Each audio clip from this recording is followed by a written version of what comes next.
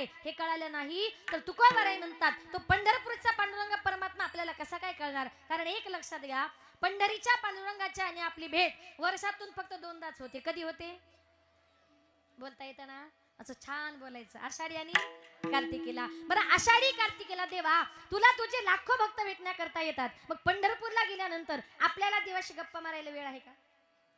गप्पा मारायचं जाऊ द्या हो.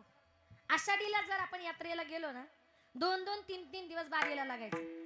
कुठेतरी दुसऱ्या तिसऱ्या दिवशी आपला नंबर येतो, आपण देवाच्या जवळ गेलो. काही काही लोक देवाचे फक्त पाय बघतात का तिथले माणसं लगेच ढकलतात.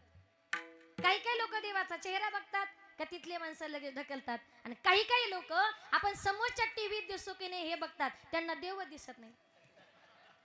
म्हणजे मंदिरात गेल्यानंतर साधं त्याचं दर्शन घ्यायला वेळ नाही तर त्याच्याशी गप्पा मारायला वेळ कुठून असणार हो.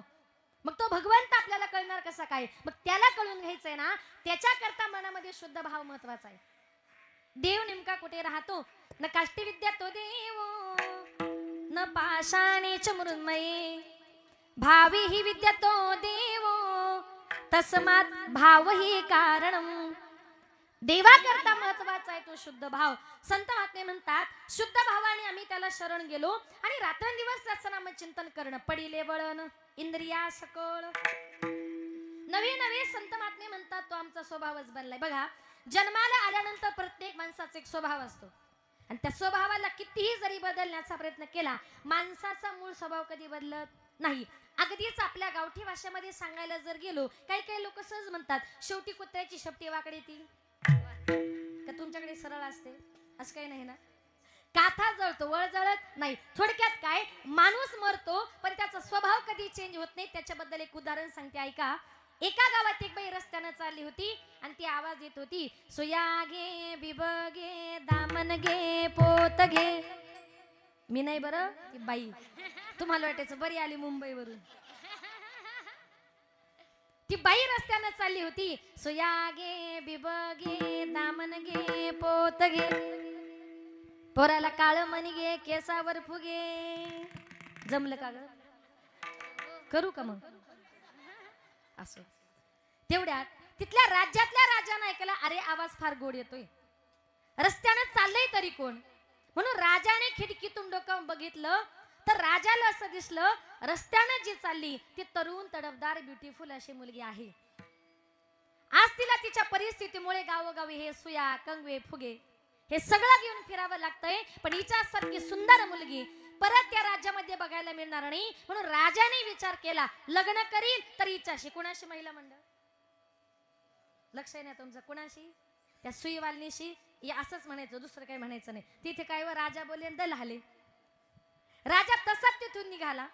तिला रस्त्यात आडवा झाला आणि तिला म्हटला काय ग लग्न करतेस का माझ्याशी? तुम्ही बसून घेता का एकदा? विठाल विठाल विठाल विठाल विठाल हे विठाल विठाल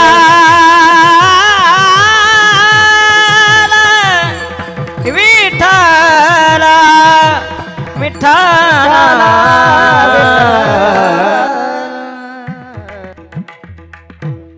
ते कसं आहे माझं सोडून सगळे तुमच्याकडेच बघायला लागले म्हणून कुठपर्यंत आलो होतो का जाऊ घरी? आता मी पण विसरले नको ना. बर राजाने सांगितलं लग्न करतेस का माझ्याशी? तिने सांगितलं राजा तुला लग्न करायचंय मला का विचारतो, जरा माझ्या बापाला जाऊन विचार.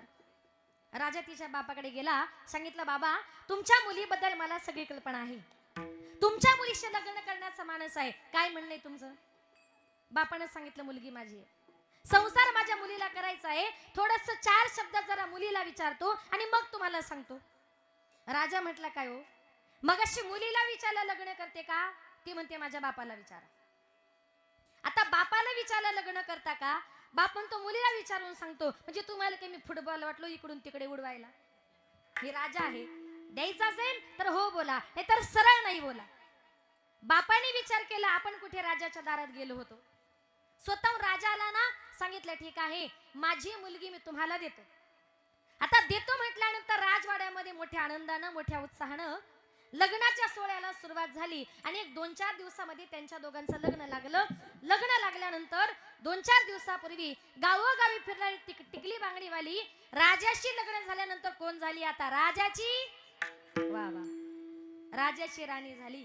आता राजाची राणी म्हटल्यानंतर तिथं काय विषय हो? तिला कुठलंच काम नाही, कपडे नाही, भांडे नाही, स्वयंपाक नाही, काहीच नाही. तिला फक्त एकच काम, काय माहितीये? फक्त एका जागेवर बसायचं. पण तुम्हाला हे सगळ्यांना माहितीये तिला दिवसभरातून रोज 17 गाव फिरायची सवय.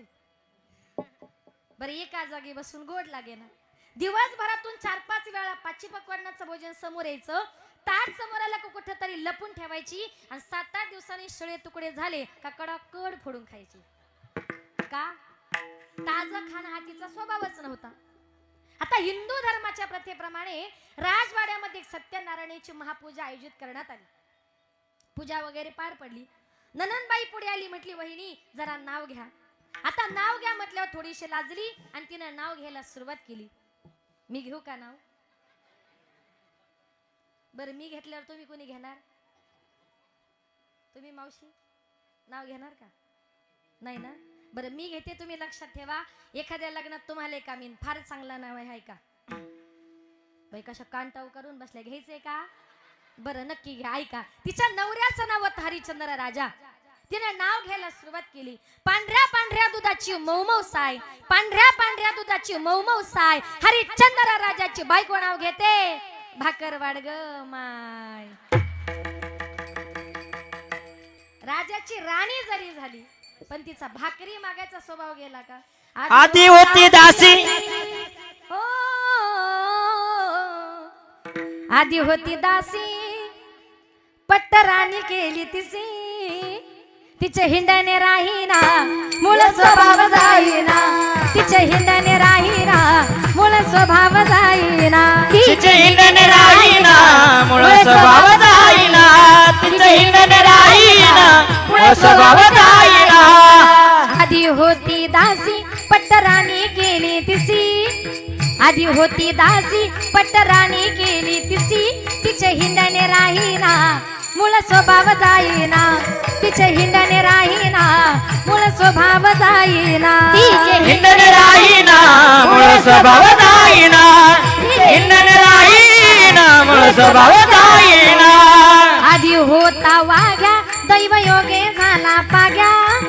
आधी होता वाघ्या, दैव योगे झाला पाग्या. त्याचा येळकोट राहीना, मूळ स्वभाव जाईना. त्याचा येळकोट राहीना, मूळ स्वभाव जाईना. येळकोट राहीना, मूळ स्वभाव जाईना. त्याचा येळकोट राहीना, स्वभाव मूळ जाईना. स्वभाव जाईना, मूळ स्वभाव जाईना. माझ्या नाथ बाबांचं मूळ स्वभाव नावाचं प्रकरण आहे. तुमचंही बरोबरच होतं महाराज, सॉरी बर का, पण मला माझंच म्हणायचं होतं. तो माझा स्वभाव आहे. आधी होती दासी, पट्टराणी केली तिसी. तिचे हिंडणे राहीना, मूळ स्वभाव जाईना. आधी होता वाघ्या, इथं कोणी वाघ्या? वाघ आहे वाघ्या. दैव योगे झाला पाग्या. त्याचा येळकोट राहीना, मूळ स्वभाव जाईना. संत महात्मे म्हणतात अखंड रात्रंदिवस त्या देवाचं नामचिंतन करणं. वाघ आहे पण वाघ मारे आहेत का? उद्या आहे का? नाही. एका गावात एक माणूस खूप राज्य करायचा. आता तुमच्या नावावरून आठवलं म्हणून सांगते. त्याचं आडनाव होतं वाघ. वाघ या महाराजांसारखं इतकं गावावर राज्य करायचा, सगळ्या गावाला घाबरायचा. पण घरी गेलं की बायको समोर असा मांजरी सारखा बसायचा. आता गावातल्या लोकांना माहिती होतं सगळ्या गावावर राज्य करायचा. गावातले लोक त्या वाघाला कंटाळले आणि पोलीस स्टेशनला कंप्लेंट दिली. सांगितलं काय हो, आडनाव वाघ लावता आणि सगळ्या गावाला घाबरवता आणि घरी गेल्यावर बायकोला का घाबरता? त्यानं सांगितलं कसं आहे ना साहेब, मी जरी वाघ असलो ना तरी बायकोच्या माहेरच्या लोकांचा आडनाव वाघ मारे, कधी मारतील त्याची गॅरंटी. संत महात्मे म्हणतात रात्रंदिवस देवाचं नामचिंतन करणं. एवढा मोठा देव आहे जो अर्जुन 24 तास देवाच्या संगतीमध्ये राहत होता. त्याला देखील भगवान परमात्मा कसा आहे किती मोठा हे कळालं नाही. कारण एक दिवस अर्जुनाला भगवंताच्या विश्वरूपाचे डोहाळे लागले होते अर्जुन भगवंतांना सारखा आडपडद्यानं बोलू लागले, परंतु माझ्या देवाला माझा भक्त काय सांगतोय सांगायची गरज नाही. इथे बसलेल्या प्रत्येकाला सांगेल, आपण मंदिरात गेल्यानंतर कोण म्हणतं देवा मला बंगला दे, कोण म्हणतं देवा मला गाडी दे, कोण म्हणतं देवा मला भरपूर पैसा मिळू दे. काही काही बायका तर म्हणतात देवा माझी सासू लवकर मरू दे. असं अजिबात देवाकडे काही मागायचं नाही. आपण मंदिरामध्ये गेलो आणि देवाने आपला चेहरा बघितला की देवाला लगेच समजते याला काय पाहिजे. न सांगता तुम्हा कळो येते अंतर, विश्वी विश्वांभर, विश्वी विश्वांभर, परिहाराची न लगे परी हे अनावर. न सांगता तुम्हा कळो येते अंतर, कळो येते अंतर, विश्वी विश्वंभर, विश्वी विश्वंभर, परिहाराची न लगे. न सांगताही भक्ताच्या मनातला जाणणारा तो मनकवड्या. त्याला समजलं अर्जुनाला मला बघायचंय. भगवंत अर्जुना करता विश्वरूप नटले आणि त्या विश्वरूपाने अर्जुनाचे डोळे दिपले. अर्जुन भगवंताकडे न पाहता गुडघ्या डोके घालून बसला आणि ही अडचण देवाच्या लक्षात आली. देव म्हटले अर्जुना, अरे मला पाहण्याकरता तेवढी योग्यता पाहिजे, म्हणून देवाने अर्जुनाच्या प्रत्येक रोमा डोळे दिले आणि एक एक डोळा अगदी सूर्यापेक्षाही तेजस्वी, पण तरी सुद्धा अर्जुन भगवंतांचं विश्वरूप पाहू शकला नाही. म्हणून तुकोबाराय म्हणतात देव केवढा असेल, देव केवढा असेल याचं माप मत जवळ नाही. एवढा प्रभू भावे, एवढा प्रभू भावे, एवढा प्रभू भावे, गम पम गरे ग सरे नि स. एवढा प्रभू भावे, एवढा प्रभू भावे, एवढा प्रभू भावे. एवढा प्रभू भावे, एवढा प्रभू भावे, भावे एवढा प्रभू भावे, एवढा प्रभू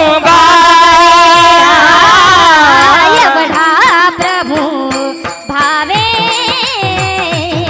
एवढा प्रभू भावे, एवढा प्रभू भावे, गरे गरे सनी सा. एवढा प्रभू भावे, एवढा प्रभू भावे, एवढा प्रभू भावे. एवढा प्रभू भावे, प्रभू भावे, एवढा प्रभू भावे, एवढा प्रभू भावे, एवढा प्रभू भावे, एवढा प्रभू भावे. तेनेचा पुष्टी रहा में, तेनेचा पुष्टी रहा में, रहावे, रहावे, होया भक्ती केला तैसा, होया भक्ती केला तैसा. सारे गम पम गम गणेसा, होया भक्ती केला तैसा, होया भक्ती केला तैसा. तेने संपुष्टी राहावे, तेने संपुष्टी राहावे, रहावे, रहावे, होय भक्ती केला तैसा, होय भक्ती केला तैसा. गम पम गरे ग सरे नि सा. होया भक्ती तैसा, होया भक्ती केला तैसा. एवढा प्रभू भावे, तेने संपुष्टी रहावे, तेने संपुष्टी रहावे, तेने संपुष्टी रहावे. एवढा प्रभू भावे, तेने संपुष्टी राहावे, तेने संपुष्टी राहावे, तेने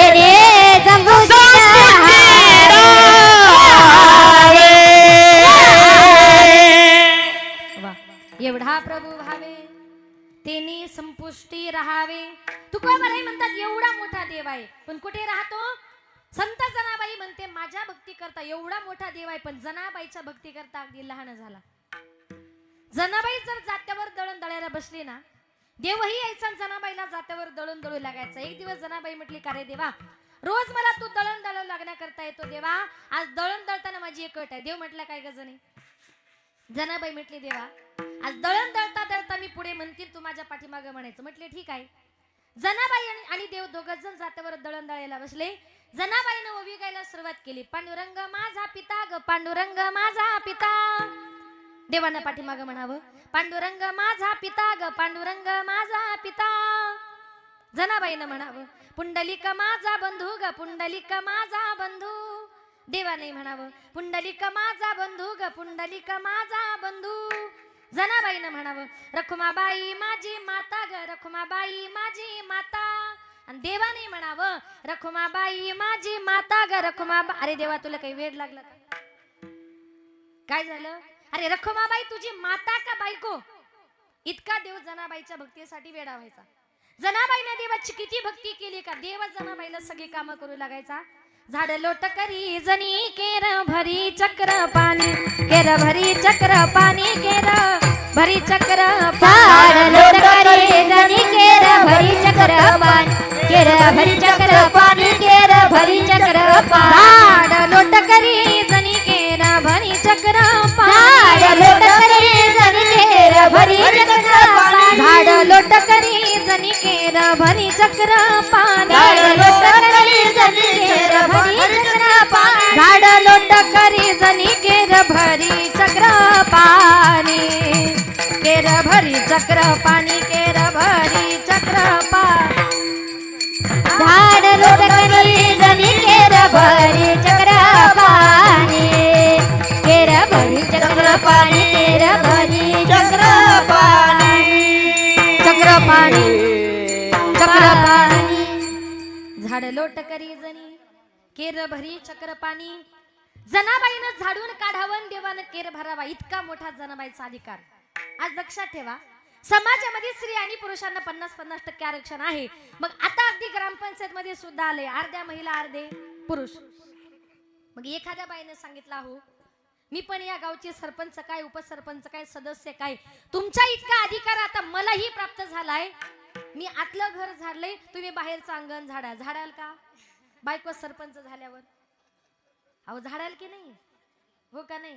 नाही झाडीत जावं झाडीत जा. चांगलं असं बायकोला मदत करणं. बघा किती गोड हसल्या त्या. ऐका सरपंच कोण? तुम्हीच का? बरं बरं बरं म्हणूनच हसताय. ऐका ऐका स्त्रिया कितीही मोठ्या पदावर गेल्या ना स्त्रियांची कामं ही स्त्रियांनीच करायची असतात आणि पुरुषांची कामं ही पुरुषांनीच करायची असतात. नाहीतर आजही काही काही पुरुष लोकांचं जीवन असं आहे. बायको म्हटली जा दळायला का विचारे चाले दळायला. बायको म्हटली घासा भांडे का लागले भांडे घासायला. त्याला पुरुष म्हणत नाही. त्याला आपल्या गावठी भाषेत एक म्हण आहे जन्माला आला हेला आणि ओ जेव्हा वाहून वाहून मेला म्हणतात ना. बघा एका गावात एक बाई आपल्या नवऱ्याकडून सगळी कामं करून घ्यायची. कपडे धुणं भांडी घासणं स्वयंपाक करणं. आजूबाजूच्या बायका म्हणायच्या काही बाई लाज वाटत नाही तुला. तिला लाजच वाटत नव्हती. एक दिवस सकाळी सकाळी नवरा झाडू मारत होता पळत गेली म्हटली नाही आज तुम्ही झाडू मारायचा नाही. नवऱ्याला पाटावर बसवलं आपल्या हाताने स्नान घातलं नवीन कपडे त्याला घालण्याकरता दिले आरती केली गंध लावला त्याच्या समोर पुरणपोळीचं पाची पकवानाचं भोजन ठेवलं आणि जेवा आणि म्हटली दिवसभर आराम करा. तो म्हटला काय ग वर्षभर मला राबून घेतेस आणि आज तुला देव कुठला पावला? मला आयतं ताट जेवायला दिलं. ती म्हटली आहो मला देव वगैरे काही पावला नाही. तुमच्या लक्षात नाही का म्हटली आज बैल पोळा येते.